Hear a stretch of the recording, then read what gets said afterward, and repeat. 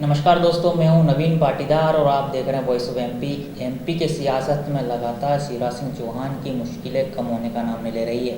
ताज़ा मामला शिवराज सिंह चौहान के मंत्रिमंडल को लेकर है, जहां पर एक याचिका सुप्रीम कोर्ट में लगाई गई है। उसमें कहा गया है कि शिवराज सिंह चौहान के मंत्रिमंडल में 13 पद से ज़्यादा मंत्री बना दिए गए हैं। इस वक्त हमारे साथ मौजूद है वरिष्ठ पत्रकार मुस्तफा हुसैन, जिनसे जानेंगे किस तरह की याचिका सुप्रीम कोर्ट में लगाई गई है। मुस्तफा जी, स्वागत है आपका।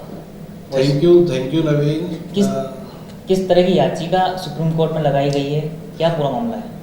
देखिए नवीन, जब से शिवराज सिंह चौहान मध्य प्रदेश के सीएम बने हैं तब से नित नए मामले उभर कर सामने आ रहे हैं। 23 मार्च को उन्होंने चीफ मिनिस्टर पद की शपथ ली थी। उसके बाद सुप्रीम कोर्ट में एक याचिका लगी इस मंत्री में सरकार के गठन को लेकर, और लगातार ये चलता रहा। लेकिन इसके बाद शिवराज सिंह चौहान ने 5 कैबिनेट मंत्री बनाए। उसके बाद उन्होंने विस्तार किया और 28 मंत्री और बनाए गए, तो कुल 33 मंत्री शिवराज के मंत्रिमंडल में इस समय हैं। इसके बाद एक याचिका सुप्रीम कोर्ट में लगाई गई, जिसमें कहा गया कि शिवराज मंत्रिमंडल की जो इस समय संख्या है वो तय संख्या से अधिक है, क्योंकि इसमें ये नियम होता है कि जितने विधायक विधानसभा में है उसका 15% भाग मंत्रिमंडल में बनता है। तो यदि 230 विधायक मंत्री सदन में होते हैं तो उस स्थिति में 34 मंत्री शिवराज सिंह चौहान बना सकते हैं। लेकिन इस समय सदन के अंदर विधायकों की संख्या जो है वो 203 है। तो 203 विधायक यदि सदन में है तो फिर शिवराज सिंह चौहान का मंत्रिमंडल 30 सदस्यीय होना चाहिए। अभी इस समय जो टोटल संख्या हो रही है 34 है, जिसमें 19 कैबिनेट मंत्री है, 14 राज्य मंत्री है और एक स्वयं शिवराज सिंह चौहान। तो क्लियर बात है कि 203 अगर सदन की ताकत है तो उस स्थिति में मंत्री 30 ही होने चाहिए। तो 4 मंत्री अब बढ़ रहे हैं। तो निश्चित तौर पे यदि सुप्रीम कोर्ट में आने वाले दिनों में आदेश हो जाता है कि भाई मंत्रिमंडल की संख्या घटाई जाए, तो 4 मंत्रियों को उनके पद से उनको हटाना पड़ेगा। तो कुल मिलाकर के इस याचिका के कारण एक बार फिर शिवराज सरकार मुश्किल में दिखाई दे रही है। आपने बताया 4 मंत्री को हटाया जा सकता है। कौन वो 4 मंत्री हो सकते हैं? सिंधिया खेमे के, शिवराज खेमे के, दो क्या बराबर कैसे रहेगा? आपने बिल्कुल सही सवाल किया। जब 4 मंत्री हटाए जाने की बात आई सामने, और जब ये चूंकि याचिका लगी और पार्टी और संगठन के बीच चर्चा हुई है, अगर चूंकि संख्या अधिक है इसे हटाना पड़ेगा, तो उस स्थिति के अंदर ज्योतिरादित्य सिंधिया जो है उन्होंने साफ तौर पे कह दिया कि जो 4 मंत्री हटाए जाएंगे उसमें उनके खेमे के 2 ही होंगे, इससे ज़्यादा उनके समर्थकों को नहीं हटाएंगे वो, और 2 बीजेपी से जो मंत्री बने उनको हटाना पड़ेगा। इस प्रकार आप इस संतुलन को कायम रखिए, 2 हमारे 2 तुम्हारे। तो ये जो 4 मंत्री हटने की बात आ रही है उसमें यदि सिंधिया खेमे की बात करें तो जो खबरें हमारे पास है उसमें ये सुरेश धाकड़ जो इस समय पीडब्ल्यूडी मंत्री है, ओपीएस भदौरिया जो नगरीय प्रशासन राज्य मंत्री, और गिरिराज दंडोतिया जो किसान कल्याण राज्य मंत्री है, ये तीनों राज्य मंत्री है। और ये 3 में से किसी 2 को अपना पद छोड़ना पड़ सकता है। और बीजेपी की यदि बात करें तो मोहन यादव का नाम सामने आ रहा है जो कैबिनेट मंत्री है और उच्च शिक्षा मंत्री है। प्रेम सिंह पटेल पशुपालन मंत्री राज्य मंत्री, उनका नाम आ रहा है, और एक इंदर सिंह परमार का नाम आ रहा है जो स्कूल शिक्षा राज्य मंत्री है। तो ये बीजेपी के 3 नाम हैं, मोहन यादव, प्रेम सिंह पटेल, इंदर सिंह परमार। और सिंधिया समर्थक में जो है वो सुरेश धाकड़, ओपीएस भदौरिया और गिरिराज दंडोतिया। तो ये इनमें से 4 लोग होंगे जिनको हटाया जा सकता है, ये नाम चर्चाओं में है।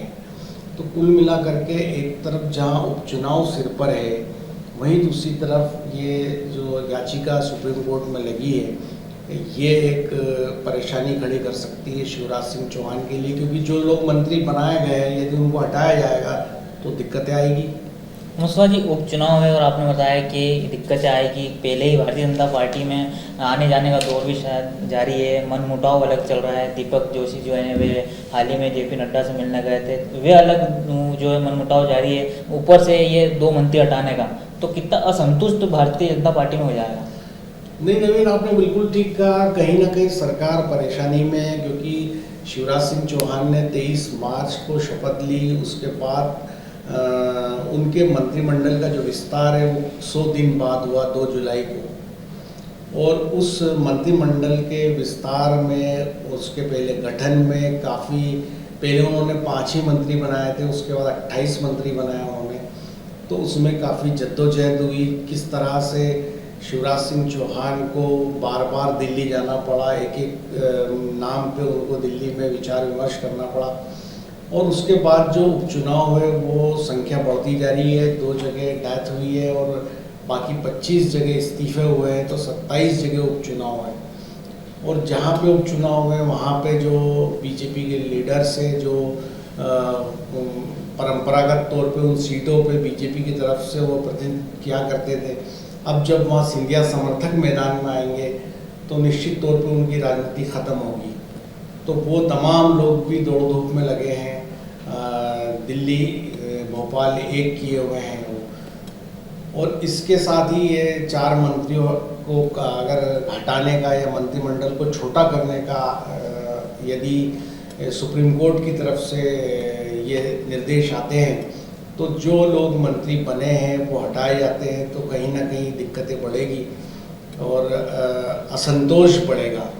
वैसे खबरें हमारे पास ये भी आ रही है कि शिवराज सिंह चौहान ने जो मंत्री बनाए गए हैं उनको एक जिम्मेवारी दी है कि एक एक मंत्री 4-4 विधायकों को संभालेगा। संभालने का मीनिंग ये है कि उनकी हर खैर खबर लेगा, उनके जो काम है वो काम कराएगा, और उनको कोई दिक्कतें यदि सरकार में आ रही है तो उन दिक्कतों को मंत्री दूर करेगा। क्योंकि जो खतरा, जिस खतरे से कांग्रेस जूझी और जिस तरह से विधायक कांग्रेस के छोड़ के चले गए और बीजेपी में शामिल हो गए, धीरे वो वैसे खतरे कई तरह के जो है शिवराज सिंह चौहान सरकार पे भी दिखाई देते हैं। इसलिए सरकार के स्तर पे ये कोशिश की जा रही है कि जो विधायक है वो संतुष्ट है, उनके जो कार्य है, प्रशासनिक कार्य है, सरकार के कार्य है, वो हो, उसमें कोई दिक्कत ना आए। तो एक ये इस तरह की एक रूपरेखा बनाई गई है कि एक एक मंत्री जो है वो 4 विधायकों को अपने ऑब्जर्वेशन में भी रखेगा, और उनकी कोई दिक्कतें हैं तो पर्सनल इंटरेस्ट लेके उन विधायकों का काम कराएगा। तो कहीं ना कहीं विधायक जो है वो इस समय उनकी पूछ परख ज़्यादा है, ज़्यादा वजन है। और जिस तरह से पहले के हालात थे अब ऐसे नहीं है। शिवराज ज़्यादा प्रेम से विधायकों से मिलते हैं, फ़ोन पे भी खूब बात करते हैं और त्वरित रिप्लाई करते हैं। पर मुश्किलें अभी है, अभी ख़त्म नहीं हुई है। जब तक के उपचुनाव ना हो जाए, जब तक मुश्किलें हैं।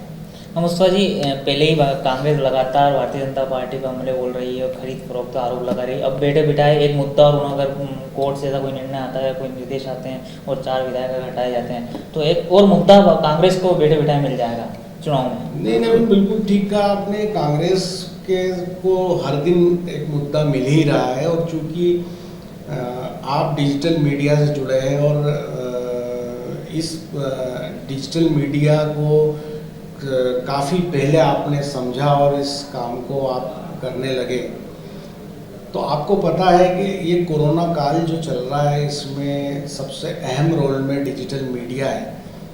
और इस डिजिटल मीडिया का जो बेनिफिट है, जो कमलनाथ और उसकी टीम इस समय उठा रही है, वो निश्चित तौर पे काबिल तारीफ़ ही कहा जाएगा। क्योंकि इस समय आप आम सभाएं नहीं कर सकते, रैलियां नहीं निकाल सकते। तो पिछले 3 महीने से जिस तरह से डिजिटल मीडिया के माध्यम से, सोशल मीडिया के माध्यम से कमलनाथ और उसकी टीम लगातार जो हमले कर रही है सिंधिया समर्थकों पे, और कैसे वो उनको घेर रही है, ये आप अच्छी तरह देख रहे हैं। वो निश्चित तौर पे ये भी एक बड़ा मुद्दा है। जैसा कि एक अभियान कांग्रेस ने पूरा डिजिटल मीडिया के माध्यम से, सोशल मीडिया के माध्यम से चलाया और ये बताया कि कितनी बड़े पैमाने पर डील हुई। हरदीप सिंह डंग को रावण बताया, और फोटो वायरल की जा रहे हैं। कैसी छवि उनकी पब्लिक में वो उभारी उन्होंने, तो उससे साफ तौर पे लगता है कि ये कमलनाथ के लिए एक मुद्दा मिलेगा और जो मंत्री हटाए जाएंगे उनको नाराज़गी होगी, असंतोष पनपेगा। और आप अभी अपने मंदसौर ज़िले की विधानसभा की यदि बात करेंगे, सीतामऊ सुहासरा की, तो वहाँ किस तरह हरदीप सिंह डंग को घेरा जा रहा है, कैसे कांग्रेस उन पर हमले कर रही है, आप लगातार देख रहे हैं डिजिटल मीडिया में। तो कांग्रेस को मुद्दा तो मिलेगा ही इसमें।